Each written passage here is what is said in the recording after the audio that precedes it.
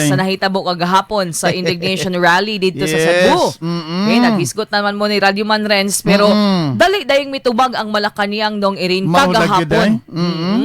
Kay di ba nagapasiata bang ato ang pagkanhi presidente nga og di ko no mapakgang ning mga Marcos posible daw ning mahimong rason no mabudol daw tang tanan mga kasama maghatag nato magdeklara na unya siya og martial law sama sa gihimo sa iyahang amahan kaniadto. Si PBBM daw badto pandigong ha di nagyudaw kuno ni bagya kasaba mo kana og sa ihang gahom laliman mo na day Suma pa sa atong kanhi presidente.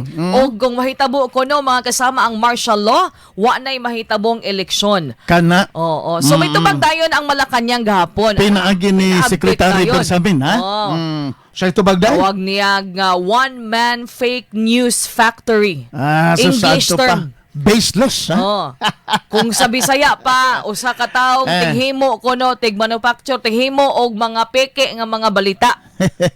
Gitawag nila mga kasama o gitawag sa Palacios Malacañang si kanhi presidente nga one-man fake news factory. nasa di sa baday na ni Digong nga bagya kasama mo na ihabang nga panglantaw sa ubaagbot nga panahon di biya na basta-basta si Digong ha nga kanan nga bagya kasama nga politiko day myself kuya biya na siya gunahon na day kung politika ang isgutan day na Twitter taktisyan na klases po akaning pagkapolitiko kana bagya kasama si Digong kung politika ang isgutan day taas na kay na siya kinaalban day myself Naman po tactician po ning mga PBBM. So mo na nga normal gyud ang mag-clash gyud na silang magbangga gyud ay magbangga gyud sa ilang mga opinion tagsa-tagsa ka mga opinion. Correct. Pero depende na aron day sa mga tao kung sikin sa bagya kasama sa mga opinion sa duha ka magkakampo kung ilang tuhuan bagya kasama. Amo diri amo orang gipresenting yo Gipresentar nga mo na mo. nahitabo sa ilaharon. Yes, Day.